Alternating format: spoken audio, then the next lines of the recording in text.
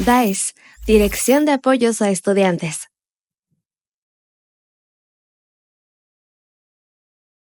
Buenas tardes, buenos días, buenas noches a todos en nuestro auditorio, a toda la comunidad politécnica, dependiendo el horario en que nos vean.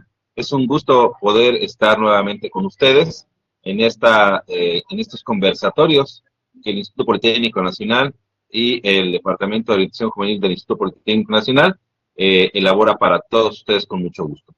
Mi nombre es Iván Ortiz, voy a estar a cargo de la presentación de esta charla, de este conversatorio, en donde vamos a hablar de un tema muy, muy importante, que es ¿a poco la salud también es sexual? Y aquí vamos a tener una invitada especial, que es la licenciada Gabriela Barajas. Ella es licenciada en Trabajo Social por la Universidad Nacional Autónoma de México y tiene una especialidad por la Universidad Pedagógica Nacional Campus Chihuahua en atención integral a violencia sexual en niños y adolescentes. Para nosotros es un gusto tener a Gabriela, la licenciada Gabriela, perdón, ya estoy tuteando Gabriela, pero bueno, ya lo habíamos hablado. Es un gusto tener a la licenciada Gabriela con nosotros, ya que tiene la experiencia en cuanto a estos temas tan complejos y tan difíciles. Muy bien. Perfecto, pues Llevar adelante. complejos a atender temas complejos para la población que nos ve, y sobre todo nuestra población politécnica y la comunidad en general. Licenciada Gabriela, es un gustazo, bienvenida al Instituto Politécnico Nacional y pues tiene todos los micrófonos a su disposición. Bienvenida. Muchas gracias Iván, y pues gracias al Instituto Politécnico por esta invitación. La verdad es que también estoy muy contenta de estar acá y compartiendo un poco sobre este tema, ¿no? Le pusimos así, como ¿a poco la salud también es sexual? Para poder hablar de la importancia de la salud sexual en las personas o para las personas, porque de repente se nos olvida o creemos que la salud solamente es pues que veamos que nuestro cuerpo está bien, que se siente bien, que no me siento enferma, no me siento enfermo y ya, ¿no? Pero se nos olvida como los diferentes aspectos que tiene la salud y que entre ellos pues está esta parte de la salud sexual. Y decía por aquí en esta pantalla, ¿no? La salud sexual como parte de nuestro bienestar integral. Si les parece, Claro. cambio a a la siguiente diapositiva. Y pues bueno, voy a empezar con una parte que parece un poco teórica, pero se las voy a platicar. Porque cuando decimos, ¿a poco la salud también es sexual? Viene justo de esta parte, ¿no? La salud, de acuerdo con la Organización Mundial de la salud en general tiene una definición. Antes, durante mucho tiempo, se creyó que la salud solamente se trataba de no estar enfermos o enfermas, de estar libres de enfermedad. Pero lo que hemos ido o lo que se ha ido identificando y construyendo es que en realidad la salud es mucho más que eso, ¿no? Es este estado completo de bienestar físico, mental y social que tiene una persona en general, desde que nacemos hasta que nos morimos, ¿no? Porque también esa parte es importante. La salud es para todas y para todos y tiene estos tres aspectos. La parte física, que sí tiene que ver con cómo está el cuerpo, si se siente enfermo, si duele, si no duele, pero también con la parte mental y la parte social. Si está enfermo, si duele, si no duele, la parte mental, la parte emocional, la parte social, ¿no? Cómo nos relacionamos con otras personas, incluso tienen que ver con la salud. Entonces, esta definición, pues, decía yo, tiene este resultado de esta parte de, antes creíamos que solo era la ausencia de enfermedades, ahora sabemos que no nada más es eso.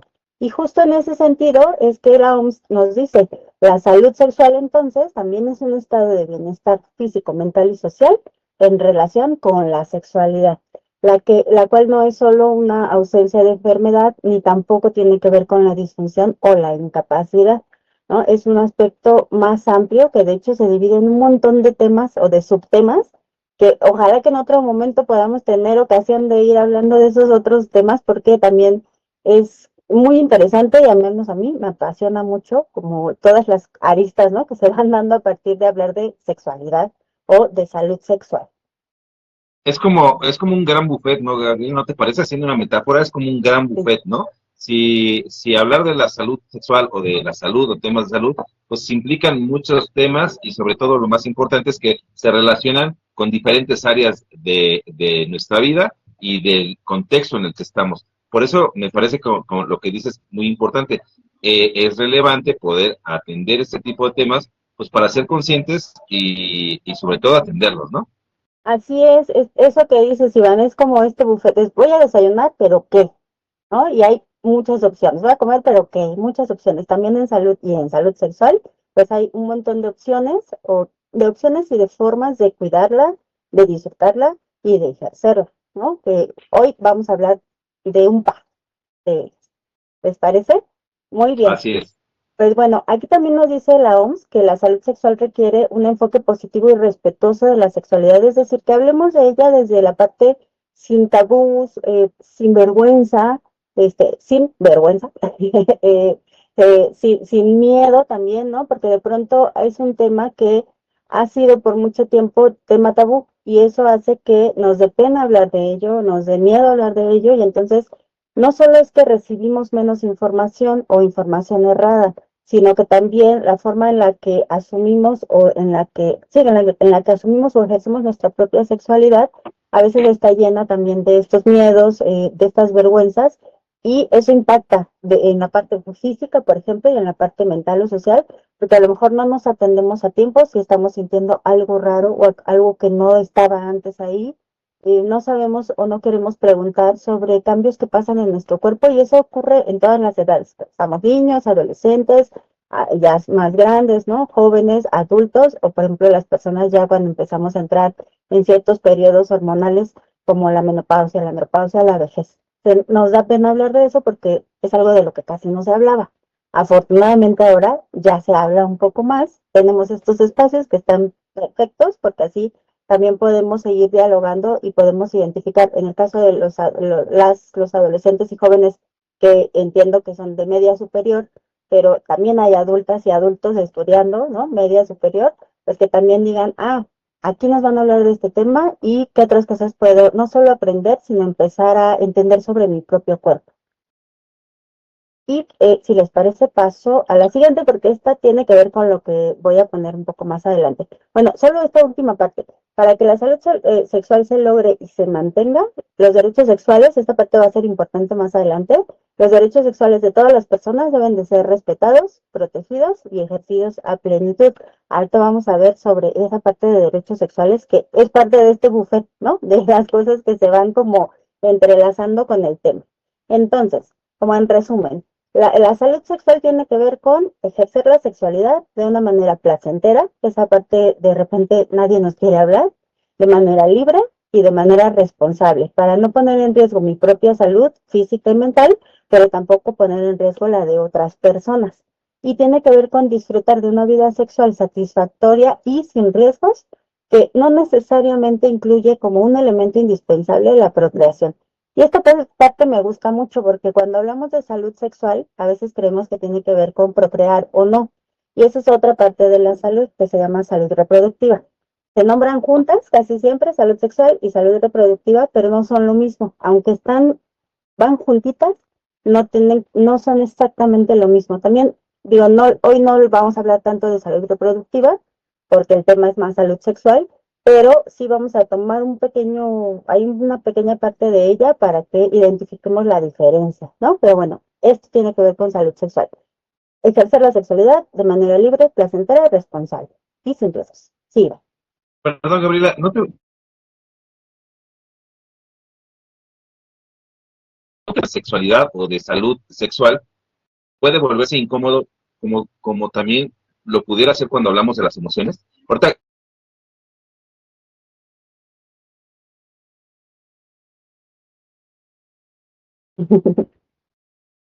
Un poquito, ¿no? es importante para precisamente, sí, ay, perdón, ahí se fue un poquito, disculpen las fallas técnicas. Te decía que en la parte de las emociones también últimamente se han hablado y se les da la importancia.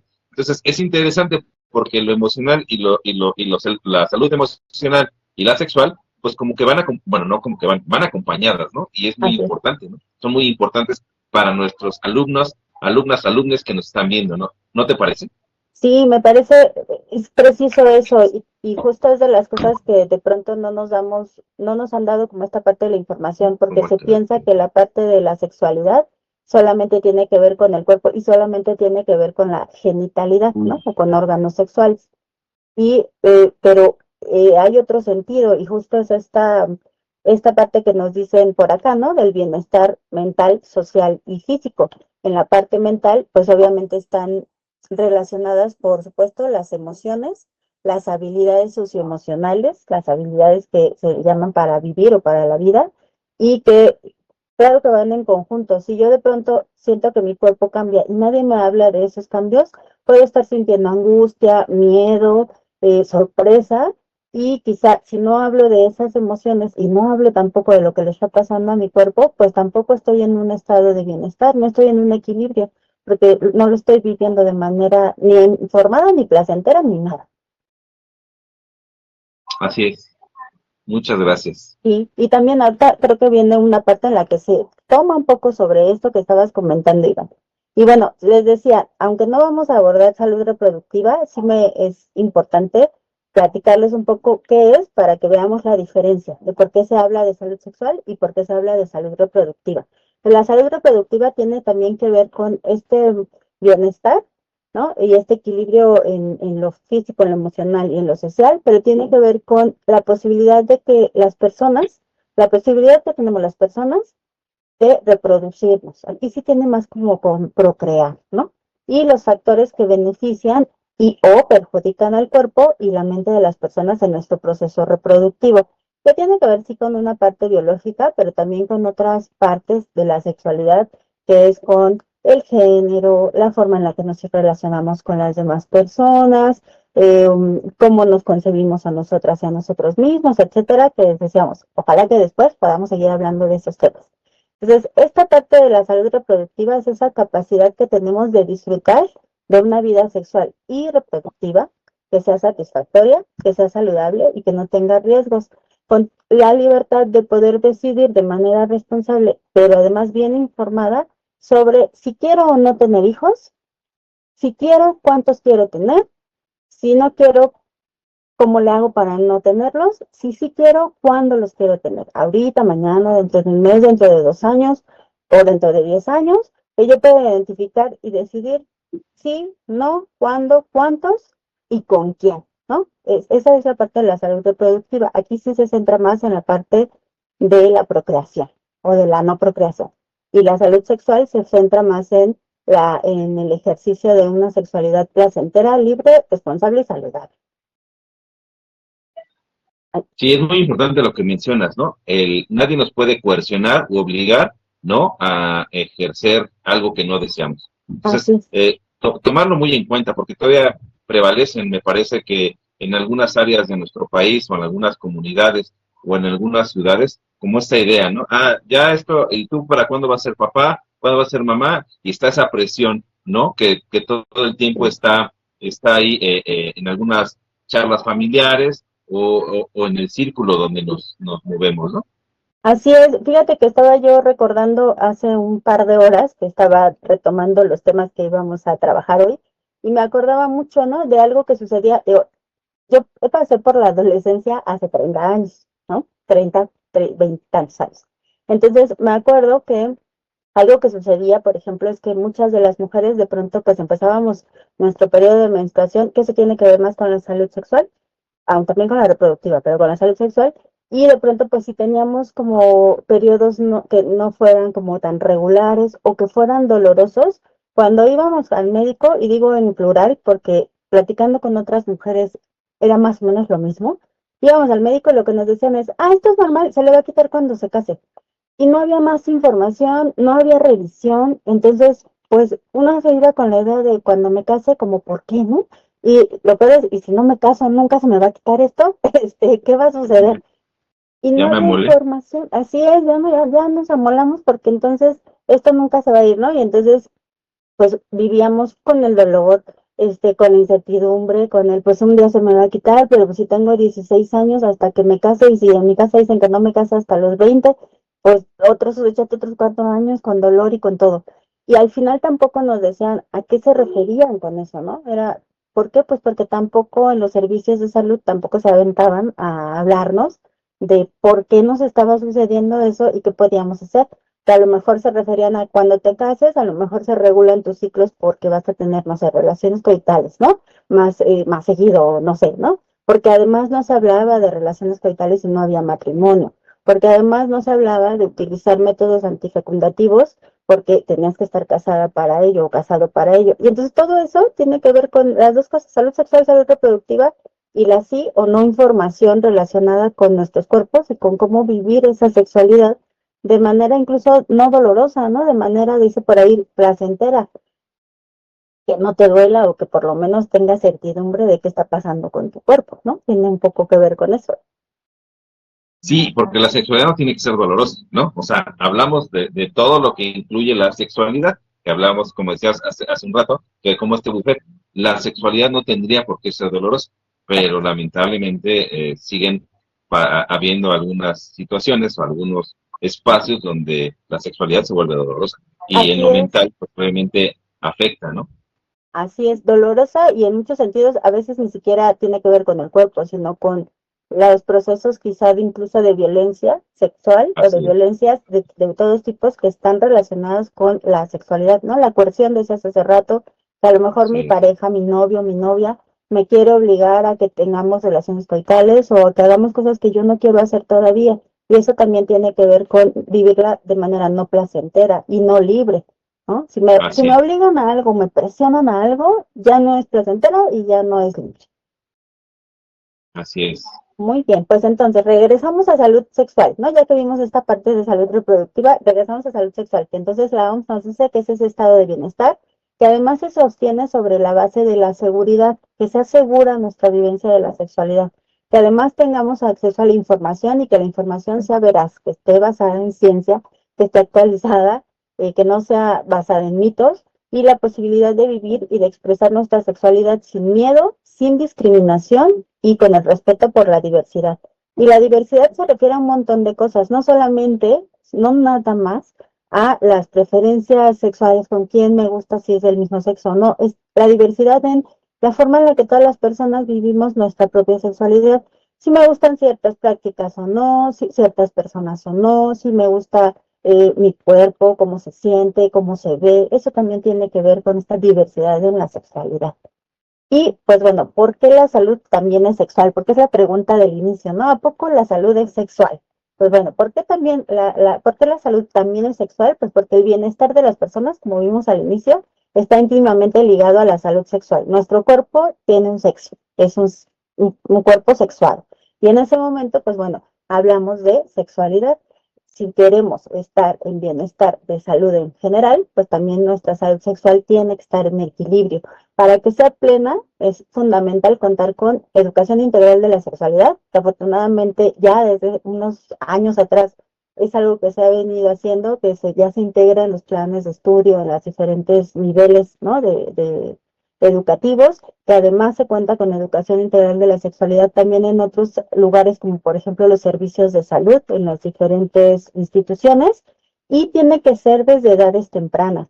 No es que la sexualidad empiece cuando estamos en la adolescencia y antes no, o cuando empezamos a tener relaciones coitales o antes no. La sexualidad está con nosotros desde que nacemos, ¿no? Y entonces desde las edades tempranas, desde bebés, tendríamos que tener esta educación integral de la sexualidad o de las sexualidades, aprender sobre la importancia de prácticas seguras para nuestro cuerpo, para nuestra mente también, y tener acceso a servicios educativos y de salud que nos brinden acompañamiento sin prejuicios. Por eso es que la salud también es sexual. Perdón, Gabriela, Sí. aquí solamente hacer una acotación porque quizás algunas personas que nos estén viendo puedan ser mamás o papás y puedan estarse cuestionando cómo hablar de sexualidad a pequeñitos, sí, pero tienen un contenido particular, ¿no? O sea, si pudiéramos decirlo de cierta manera, ¿no? O como lo propone la educación integral de la sexualidad, a partir de los 5 o 6 años, se habla precisamente del cuidado del cuerpo. Uh -huh. Esa es una forma de educar sexualmente, el cuidado del cuerpo, ¿Para qué? Pues precisamente, primero, para que el pequeño empiece, ¿no?, a ser consciente, ¿no?, que tenga información que le permita ser consciente de que su cuerpo debe ser cuidado y respetado. Ujú. Y segundo, que nadie puede tocar su cuerpo. O sea, lo que pretende la educación sexual es el autocuidado y también la prevención de, Así es. porque muchos papás o muchas mamás o muchas personas que nos puedan estar viendo, pues pueden con todo derecho de pegar el grito en el cielo y decir, no, ¿cómo es posible? ¿Cómo? No, cada etapa de desarrollo de las pequeñas, de los pequeños o los pequeños o de las infancias, pues tiene un tema en particular. No se les va a enseñar ningún tipo de información que no esté de acuerdo a la edad de desarrollo. Me parece que es muy Efectivamente. importante porque luego esto puede asustar a algunas personas, ¿no? O nos puede asustar a... Sí, así es, de repente, justo como no tenemos esta información desde antes, ¿no? Digamos que las generaciones nuestras, de repente, pues como no teníamos esta información, nos decimos, ¿qué? Pero hablar de sexualidad, como lo hemos estado viendo desde el inicio, pues es hablar de nuestro cuerpo, de cómo se siente, de cómo se cuida. Y esto que decías, ¿no? Por ejemplo, a los 4 o 5 años, pues hablas de cómo te cuidas, cómo limpias tu cuerpo, qué se toca, qué, qué sí puede tocar otra persona y qué no puede. Pero incluso desde antes, ¿no? Uno diría, ¿cómo le voy a hablar a un bebé de sexualidad? Ah, bueno, a lo mejor no le vas a explicar, pero sí vas a hablarle a las partes de su cuerpo por su nombre. Y eso es hablar de sexualidad y eso es educar en sexualidad. Que no le digas a las partes de su cuerpo, lo va a decir como lo hemos escuchado, ¿no? Que el pajarito, que no sé qué, no, es el pene, la vulva, el pecho, etcétera, porque así es como se llama. Y utilizar los términos reales, ¿no?, correctos para nuestro cuerpo, también ayudan a prevenir situaciones de riesgo y también ayudan a poderlo cuidar en materia de salud, en cómo se lava, cómo se cuida, cómo debe verse, cómo no debe verse, cómo se siente. Y también a que si yo voy al doctor, por ejemplo, y algo me duele, no, y esto pasa con personas adultas, ¿eh? ¿Qué le duele? Me duele allá abajo. Yo cuando estoy en los talleres digo, allá abajo es de aquí para acá, ¿no? Entonces, desde aquí para allá abajo, ¿qué parte de allá abajo te duele? Si la aprendemos a llamar por su nombre, sé si me duele el brazo, me duele la vulva, me duele la rodilla, ¿qué parte de allá abajo me duele? Y entonces también empezamos a tratarlo de manera natural, porque nuestro cuerpo es natural, así nació. Muy bien. Pues bueno, la educación sexual, ¿no? Retomando justo con esto, la educación en sexualidad y en sexualidades se debe iniciar desde la infancia y va evolucionando a lo largo de la vida, como decías, Iván. Se va adaptando a cada etapa. Dependiendo de la etapa en la que estoy, son las dudas que voy a tener y la información que es importante ir recibiendo. De acuerdo, los mismos niños y niñas nos van diciendo qué necesitan saber, porque van haciendo ciertas preguntas en ciertas edades que son comunes para todas las infancias. Si preguntan algo que es relacionado con una etapa mayor, o sea, a lo mejor un niño de 5 preguntando algo que preguntaría uno de 15, a eso nos tendría que dar la señal de decir, voy a ir identificando si está pasando algo, si alguien le dio otra información, si vio algo, si vivió algo, y decíamos esto es prevención. Si permitimos que las infancias, que las adolescencias nos hablen abiertamente de estos temas y les hablamos de estos temas con naturalidad y con confianza, también podemos empezar a identificar situaciones de probable riesgo. Entonces, por eso es que no solamente es hablar de un enfoque solo biológico, no es nada más hablar de eh, el cuerpo se llama así y así se llama cada órgano, porque además pasa mucho en las escuelas, se dicen los nombres de los órganos, pero no dicen para qué sirven, por qué funcionan así, qué importancia tienen en la salud sexual, en la salud reproductiva. Solo nos dicen así, platicaba hace rato, hace un día con unas mamás y papás en un taller, que decían, ¿de qué nos sirve de tener una maqueta que dice, hay algo que se llama epidídimo? Si no sabemos no solo dónde está, sino para qué sirve, cuál es su función en nuestro cuerpo. Esa parte es la cuestión solo biológica. Entonces también se tiene que centrar en el reconocimiento de mi propio cuerpo, cómo es, cómo lo siento, cómo me siento con él, la identificación de emociones, como decías hace rato, Iván, ¿no? ¿Cómo estoy sintiéndome? ¿Qué estoy sintiendo? ¿Cómo lo llamo? Y los deseos, así como el respeto, deseos por la diversidad. No todos somos iguales, aunque tengamos cuerpos parecidos. A veces nos sentimos igual, a veces nos sentimos completamente diferentes en situaciones distintas Y entonces esa parte también tiene que ver con esta diversidad en cuanto a salud sexual. Y Así pues, es. sí, te escucho, te escucho. Seguimos. Bien, retomo. Entonces, ante estas situaciones, bueno, como esta importancia de hablar de la salud sexual, hay un desafío importante en la actualidad, que es en materia de salud sexual, que es el aumento de las infecciones de transmisión sexual o ITS. ¿Por qué hablar de esto? Bueno, porque sí, ¿qué es lo que se ha observado en el país? Bueno, en el mundo, pero en el país vamos a hablar, ¿no? Aunque ya existen, sí, tratamientos muy efectivos, muy buenos para poder tratar las diferentes infecciones de transmisión sexual, ante una falta de educación integral en la sexualidad, lo que ha estado sucediendo con las generaciones más jóvenes, no nada más, también con las generaciones más adultas, pero bueno, con las más jóvenes, es que de pronto tienen esta percepción o tenemos esta percepción de pues como ya hay tratamiento, entonces ya no me cuido. O sea, ya no cuido Sí. de infectarme, porque al final si me infecto, pues ya hay un medicamento que me va a ayudar, entonces no hay problema. Y lo que sí se empezó a observar es que empezó a disminuir el uso, por ejemplo, de métodos antifecundativos y sobre todo de métodos de barrera, que son estos que están aquí en la Ujú. pantalla, ¿no? Sobre todo el uso de los condones, como que pues ya no se les dio tanta importancia y también se dejó de hacer campaña, eso también es cierto, en diferentes medios, en las escuelas, ¿no? En los centros de salud y demás. Sí se hacía campaña, pero no era como en, no sé, los 80s, los 90s, que las campañas eran todo el tiempo, todo el tiempo, todo el tiempo. Ahora es, bueno, pues como hay curas, como hay tratamientos, pues no importa si no lo uso, ¿no? Y entonces ha llevado a esta menor utilización de métodos de protección porque ya no lo vemos como una amenaza grave. No es necesario que hablemos así como que, ay, la desgracia y la tragedia, pero es mejor vivir sin infección que vivir con la infección. Eso como siempre, ¿no? Es como cualquier otra infección o enfermedad. A lo mejor tengo diabetes, bueno, y la tengo controlada, sí, pero sería mejor no tenerla, porque entonces no tengo que estar tomando medicamentos, no tengo que estar cuidando cada detalle de lo que como. Es lo mismo con esto. Hay infecciones de transmisión sexual, si ya la tengo, hay tratamiento, sí, pero sería mejor que no tuvieras que estar tomando el tratamiento y tomando medicamentos y yendo al médico por una situación que pudimos evitar, ¿no? O que pudimos prevenir.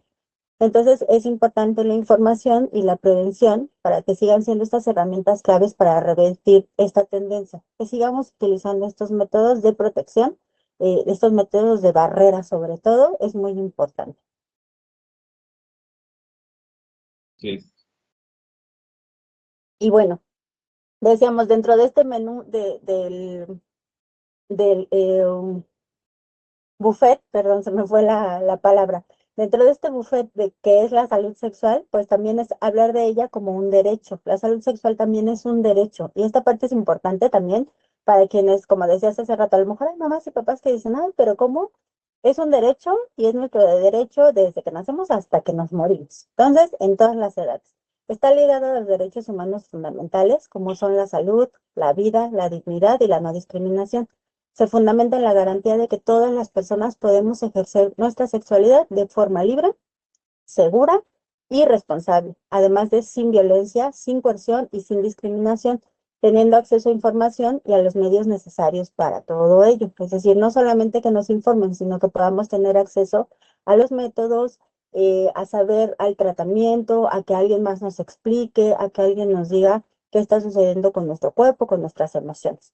Entonces, incluso para esto ya se desarrolló desde hace varios años una cartilla que se llama la Cartilla de Derechos Sexuales y Reproductivos de Adolescentes y Jóvenes, pero ojo, si no somos adolescentes o jóvenes, también son nuestros derechos, estos derechos, ¿sí?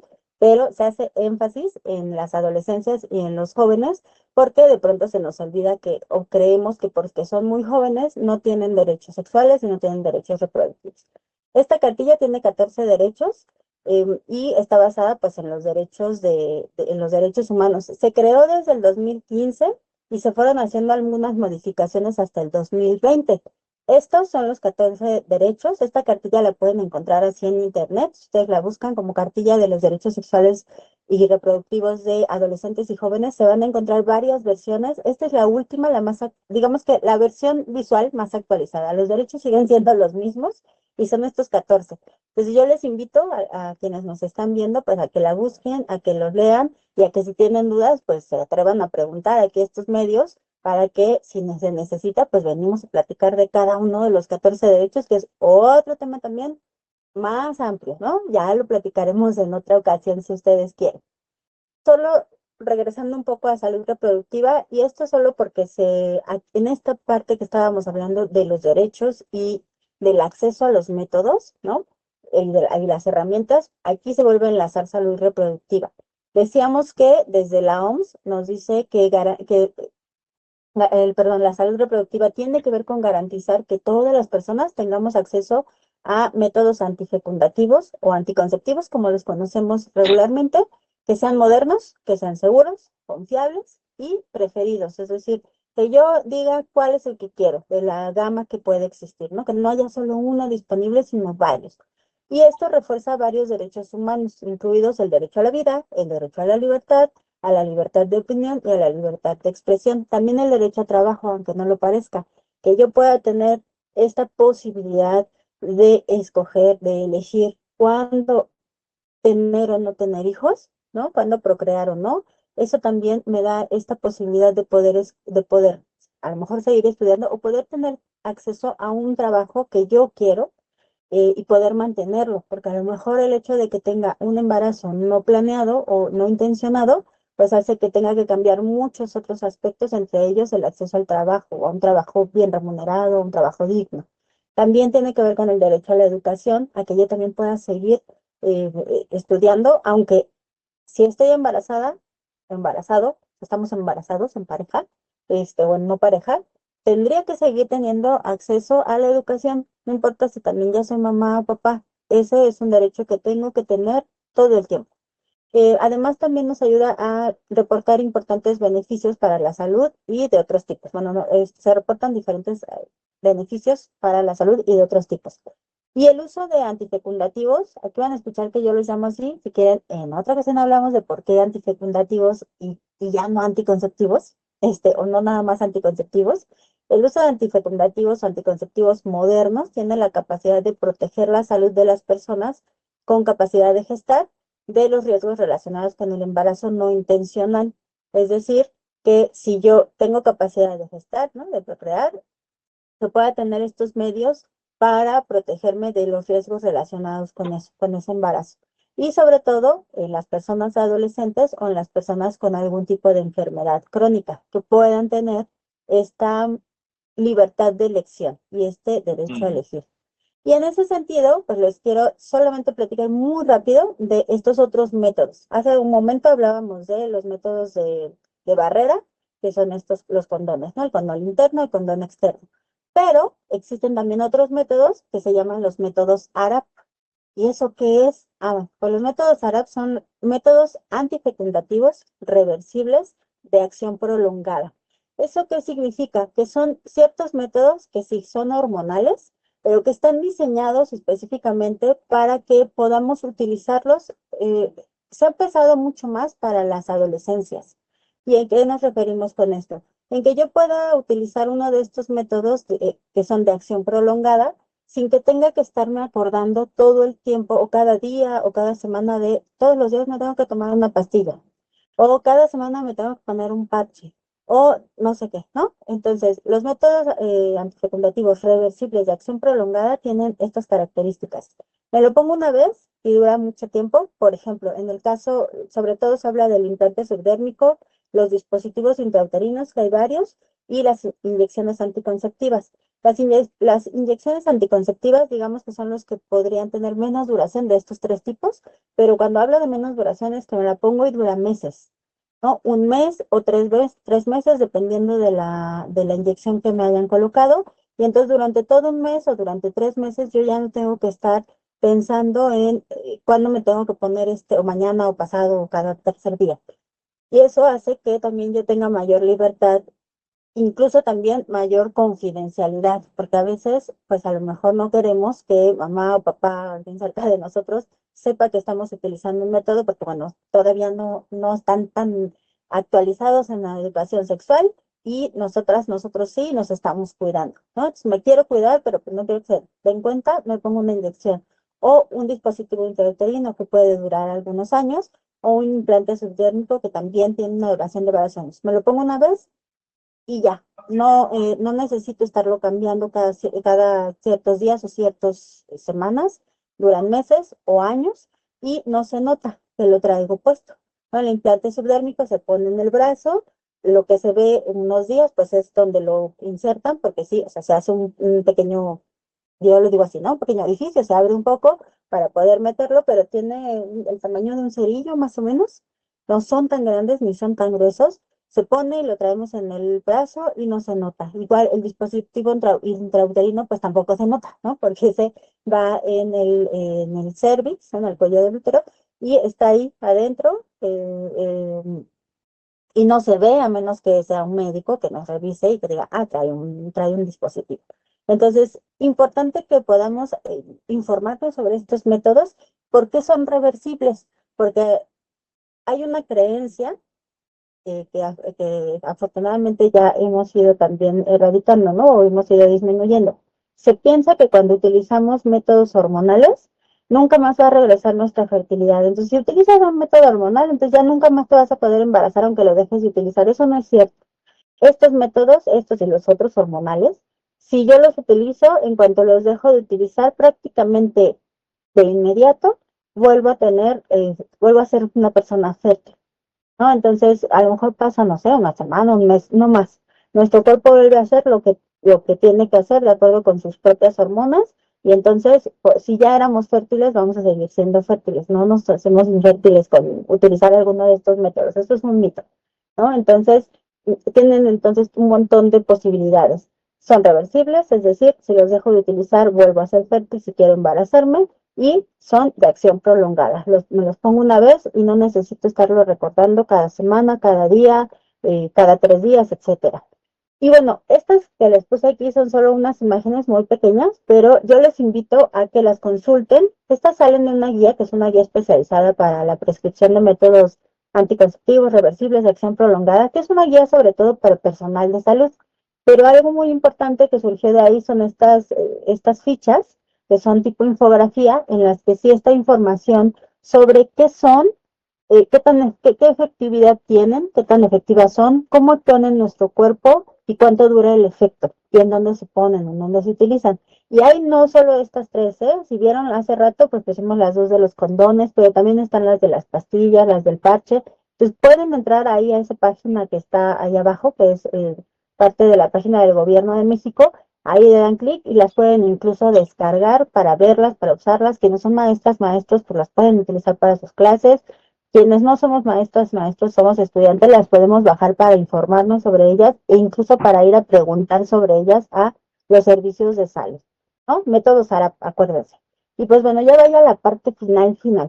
¿Qué cosas son muy importantes de recordar con este tema sobre salud sexual, sobre sexualidad? Punto número 1. La sexualidad no desaparece con la edad, ni con la discapacidad, ni con la enfermedad.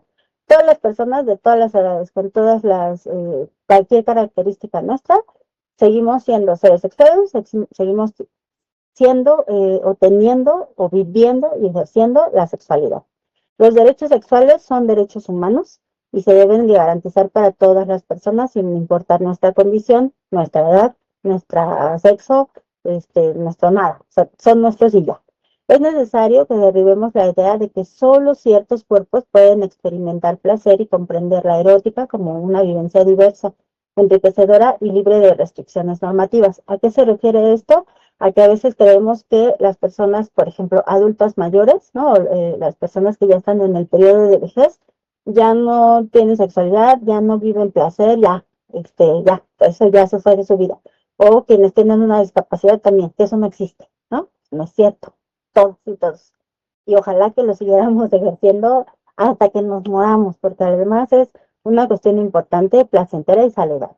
La salud sexual es un derecho que debe de ser protegido y debe ser promovido y es tarea de la sociedad en general garantizar que todas las personas podamos vivir nuestra sexualidad de manera plena, con información, con libertad y sin discriminación. Y finalmente, la educación, el acceso a los servicios de calidad y la erradicación de estereotipos, pues son pasos fundamentales para alcanzar estos objetivos relacionados con la salud sexual. Y pues eso, para mí ha sido un gran gusto hablar de este tema. Acá seguimos platicando de él, creo. Perfecto. Gabriela, es un gustazo tenerte y escucharte, pero creo que lo más importante también es, a través de este recorrido con la información que nos dices, es la importancia de la salud sexual, ¿no? Como la importancia de la salud física y la salud emocional, como esta triada, ¿no? Bueno, no como esta triada que nos va a permitir poder estar en equilibrio y que sí, en algún momento se podrá desestabilizar cualquiera de las tres, pero saber que tenemos derecho a muchas cosas, entre ellos la atención médica, también la atención en cuanto a información, en cuanto a salud sexual y también la emocional.